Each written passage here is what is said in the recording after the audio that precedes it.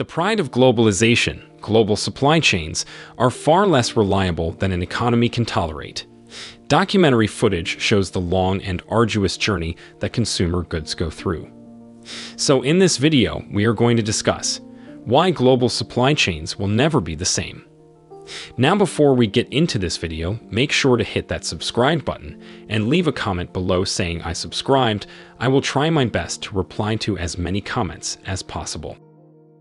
Global supply chain systems will never be the same for many more businesses, especially in a world where there is a possibility of decreasing supplies, rising energy costs, increased geopolitical risk, and congested transportation networks. Global supply chains continue to be vulnerable by an assortment of variables. Pandemics, wars, chip shortages, and much more impact supply chain every day. Millions of workers, such as truck drivers, longshoremen, warehouse workers, delivery drivers keep the goods moving, ultimately ending up in the hands of consumers. The rising cost of living makes it difficult for supply chain planners to accurately estimate in advance the amounts and types of goods likely to be needed by consumers. The pandemic has already changed this picture considerably, but predicting demand has become even more difficult in 2022. Supply chain management does not look the same for all companies. Each business has its own goals, constraints, and strengths that shape what its SCM process looks like. In general, there are often 6 different primary models a company can adopt to guide its supply chain management processes.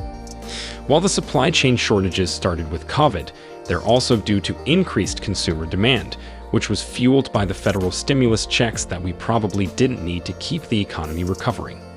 We just didn't understand how consumer demand was going to shift once the pandemic began to ease. Global supply chains and disruptions. Anyone who has worked in the supply chain sector knows that it's an adventure and can attest to the reality that big changes have always been a part of supply networks, and supply chains profit from moments of quiet. In fact, since the beginning of trade, issues including natural catastrophes, terrorism, economic cycles, and capacity shortages have arisen, and global supply chains have profited from peaceful trade between rich and developing nations since the conclusion of the Cold War. The issues holding back the back to normal. The purpose of new technology is not to cause disruption. However, it's a reality since many businesses are unprepared for the breadth, depth, and implications of emerging technology. They make training difficult. Employee resistance to change prompts them to mandate change management for all technological implementations. Every day, millions of sailors, truck drivers, longshoremen, warehouse workers, and delivery drivers keep mountains of goods moving into stores and homes to meet consumers' increasing expectations of convenience. But this complex movement of goods underpinning the global economy is far more vulnerable than many imagined. Strong U.S. durable goods consumption relative to normal, supported by significant fiscal stimulus, outstripped the recovery of global supply capacity. Disruption to global shipping resulted in sharp increases in shipping costs. E-commerce. E-commerce has a long and complicated history. When it comes to shopping online, consumers around the world have become accustomed or even addicted to the convenience of having their purchases delivered to their doorsteps as quickly as possible. Many things can go wrong during the production, assembly, transportation, sales, and distribution of a product. Online shopping or e-commerce may appear to be convenient, but it has a back end that the consumer doesn't see and often doesn't want to know about. Recent years have seen a pandemic brutally expose the many flaws in an otherwise successful globalization. With consumers turning more and more to online shopping, they flocked to internet retailers rather than traditional brick-and-mortar retailers. Due to this, many drivers have switched from long-haul professions to last-mile delivery occupations. This makes the lack of drivers much more challenging. Additionally, capacity has been compounded by rising consumer demand, and it appears that the e-commerce movement and its effects will continue to expand in the next few years. It should be noted the e-commerce impact started long before the pandemic. It was identified collectively among retailers and logistics people as the Amazon effect. The pandemic did not cause this, but it did exacerbate and accelerate it. Of course, this is all driven by our instant gratification society and Amazon promises. One of the glaring future callouts is the impending driver shortage for both long-haul and last-mile delivery. In the video, you can see how they have incorporated robotics into the distribution hubs. However, it should be noted that long-haul and last-mile can't be farmed out to robotics. The global supply chain reminds me of a well-operated distribution center. As long as both inbound and outbound work in balance, the goods flow through the distribution center at optimum flow. If there are issues outbound, it can hamper the receiving of goods inbound, especially if the distribution center is at capacity.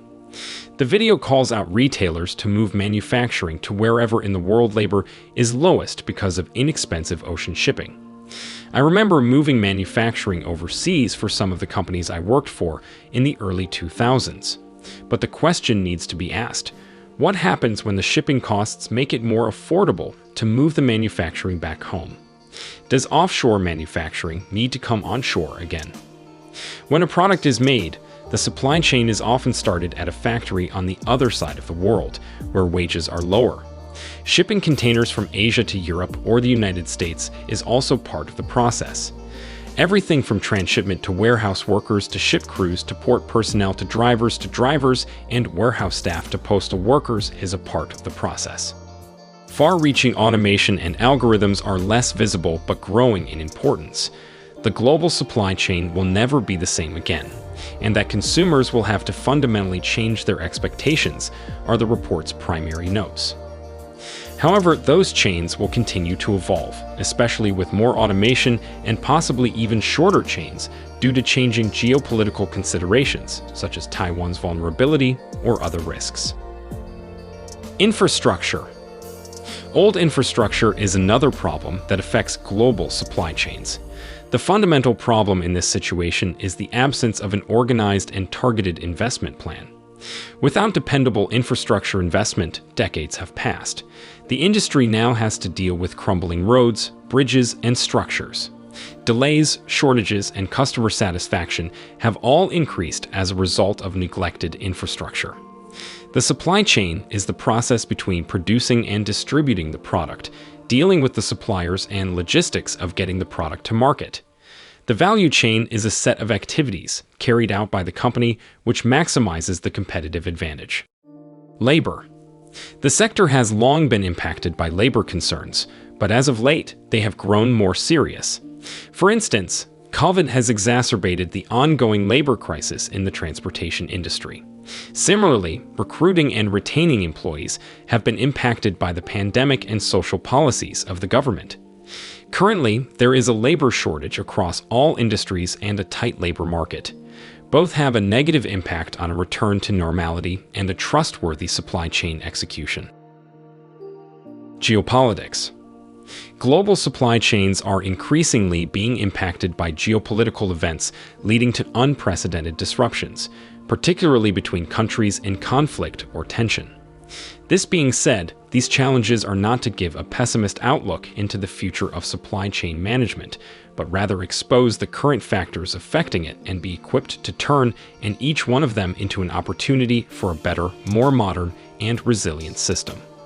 The MSc Supply Chain Management Program at EMLV prepares future grads to such constraints and emphasizes current engineering industrial trends and corporate social responsibility (CSR) principles in addition to the development of superior technical skills. Taking into account the drastic changes that occurred in the last couple of years at an international scale, the MSc centers its efforts on the latest technological advancements, including the digital tools that are becoming available to manage supply chain transformation. This MSc aims to prepare graduates to suggest and construct acceptable business models while taking into consideration societal developments and consumer expectations.